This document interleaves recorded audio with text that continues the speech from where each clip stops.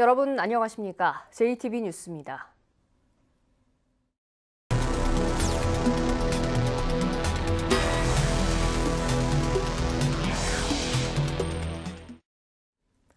군산항 인근에 수출이 중단된 막대한 양의 폐기물이 3년째 방치되고 있다는 사실, 지난 8일 전주방송이 단독 보도를 통해 전해드렸습니다. 폐기물 처리의 전체 과정을 실시간으로 추적하는 올바로 시스템이 있지만 군산시는 이 같은 사실을 알지 못했습니다. 폐기물의 중간 경유지인 군산에는 업체들의 폐기물 처리 정보가 제공되지 않는 허점 때문입니다. 첫 소식 김진형 기자입니다. 폐플라스틱 등 폐기물 8,200톤이 쌓여있는 군산항 인근의 한 창고입니다. 경기도 평택에 있는 한 폐기물 처리업체가 지난 2017년 제주도에서 가져온 폐기물로 중국 등지로 보내기 위해 군산항으로 가져왔다 수출이 막히자 방치해 놓은 것입니다. 작년에 그 15도에 놨다가 이 항만 전체 냄새가 너무 심해져가지고 그 창고로 다시 들어갔다라고 얘기를 하거든요. 군산시는 폐기물이 방치되고 있다는 사실을 까맣게 몰랐다가 환경부의 통보에 뒤늦게 알게 됐습니다. 폐기물 처리 전 과정을 실시간 추적 관리하기 위해 2002년에 도입된 올바로 시스템이 있지만 폐기물 방치를 파악하는 데 전혀 도움이 되지 않았습니다. 군산시의 전산을 통해 올바로 시스템에 접근해봤습니다. 여전히 군산항 창고에 쌓여있는 폐기물 정보가 올바로 시스템 창에는 뜨지 않습니다. 현 올바로 시스템은 폐기물 배출자와 수집 운반업체, 처리업체가 올바로 시스템에 폐기물 처리 관련 정보를 입력하면 배출자와 처리업체의 관할 지자체인 제주도와 경기도 평택시 그리고 환경부만 볼 수 있습니다. 경유지인 군산시는 관할 지자체가 아니다는 이유로 정보가 제공되지 않고 있습니다. 그 폐기물이 처음에 배출 지역이고 최종 처리 지역만 거기에 입력이 되지 중간에서 폐기물이 어떻게 경유를 하고 이런 내용은 없어요. 군산 이제 볼 수 있는 한계는 군산 처리 업체 것만 가능해요. 폐기물의 배출부터 처리까지 전 과정을 유리알처럼 투명하게 들여다볼 수 있어야 할 관리 시스템에 구멍이 뚫린 만큼 개선이 시급해 보입니다. JTB 뉴스 김진영입니다. 폐기물 처리의 전 과정을 관리하는 올바로 시스템의 문제는 이뿐만이 아닙니다. 폐기물이 지역을 넘나드는 상황에선 이동 경로를 실시간으로 파악하는 게 중요한데 올바로 시스템은 일반에 공개되지 않는다는 한계를 안고 있습니다. 계속해서 오정현 기자입니다. 최근 군산, 임실, 남원 등지에서 발생한 폐기물 문제의 공통점은 폐기물의 이동이 광역화한다는 겁니다. 어떤 폐기물이 언제 어느 정도나 발생해 어느 지역에서 최종 처리되는지를 파악해야 만약의 사태에 대비할 수 있습니다. 현재 폐기물의 이동 경로는 올바로 시스템에서 확인할 수 있지만 폐기물 배출업체나 처리업체, 환경 담당 공무원만 접근할 수 있다는 맹점이 있습니다. B라는 업체가 처리한다, 얼마를 처리한다 이런 내용을 알 수는 없냐는 얘기예요, 일반인들. 그건 알 수가 없군요. 폐기물은 이동 처리 과정에서 문제가 발생하면 환경 오염으로 이어질 수 있습니다. 업체가 부도가 나거나 운영에 문제가 생겼을 때도 환경 피해를 가져올 수 있습니다. 따라서 환경단체, 언론, 폐기물 처리 시설 주변 주민들이 수시로 폐기물의 이동 정보를 확인해서 선제적으로 사회적 감시망을 펼칠 수 있는 정보 공개가 시급합니다. 올바로 시스템이 누구나 다 들여다볼 수 있도록 이 정보가 공개가 되어야 되고요. 누구나 다 이 과정을 통해서 쓰레기가 제대로 처리되고 있는지 알 수 있도록 시스템이 개편이 돼야 된다고 생각을 합니다. 지난해 5월 한 지정 폐기물 처리 업체가 올바로 시스템에 폐기물 처리 정보를 거짓으로 입력해 폐기름 1,100여 톤을 불법으로 처리했다 적발되는 등 올바로 시스템 운영의 허점이 계속 드러나고 있습니다. JTB 뉴스 오정현입니다.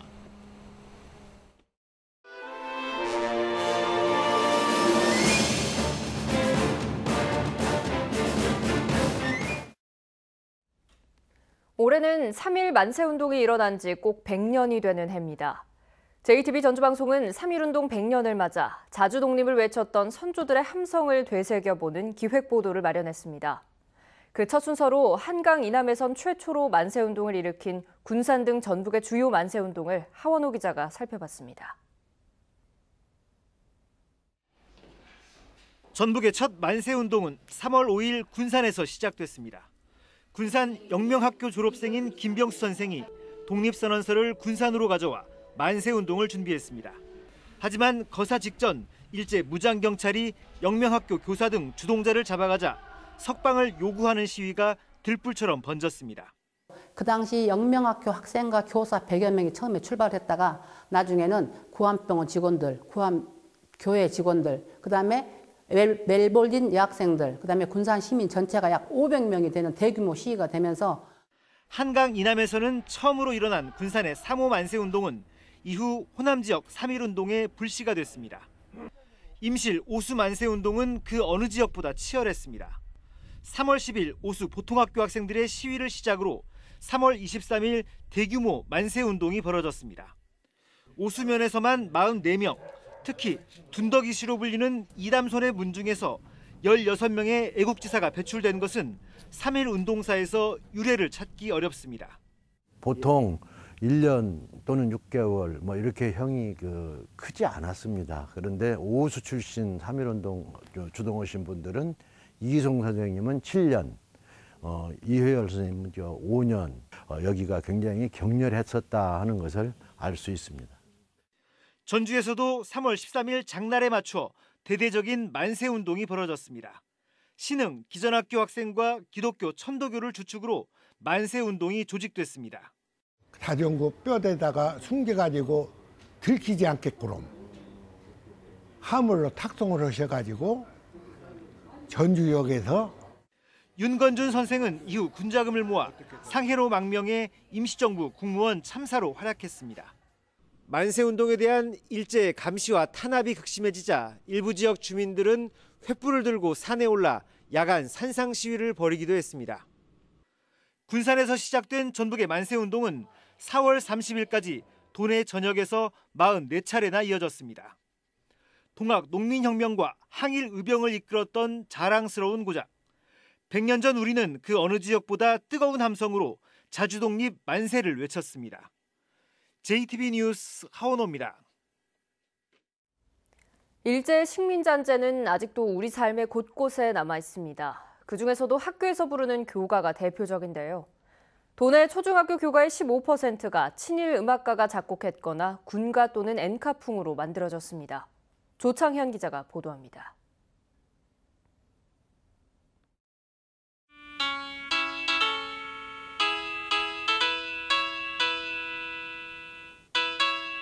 (1960년대) 초에 만들어진 중학교 교가입니다.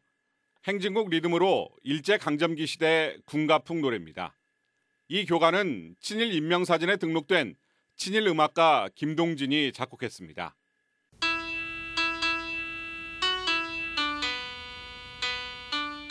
구슬폰 멜로디에 일본식 오음계를 사용해 만든 교가입니다. 일본인 특유의 감각이나 정서에 기초한 대중음악 장르인 엔카풍입니다. 전북교육청 조사 결과 도내 25개 초중고등학교에서 친일 작곡가가 만든 교가를 부르고 있는 것으로 나타났습니다. 친일 작곡가 김성태와 이응렬이 각각 8개 학교, 김동진이 6개, 현재명 2개, 김기수 1개 학교 등입니다. 여기에 군가풍, 엔카풍 교가까지 합하면 전체 학교의 15% 이상에서 일제 잔재가 남아있는 교가를 사용하고 있습니다. 교육청과 중등음악연구회 교사들은 3.1운동 100주년을 맞아 친일 교가 개선 작업을 진행합니다. 상당히 부끄러운 일이고 학교 현장에 아직도 이러한 일이 있다는 것은 참 안타까운 일인데 교육청에서는 이러한 학교들의 요청이 오면은 작곡 또는 편곡, 가사도 개사도 이렇게 해줄 여기가 있습니다. 또 학도, 용맹, 조국의 바쳐와 같은 시대 정신에 동떨어진 교가의 가사도 학교와 협의를 거쳐 바꿔나갈 계획입니다.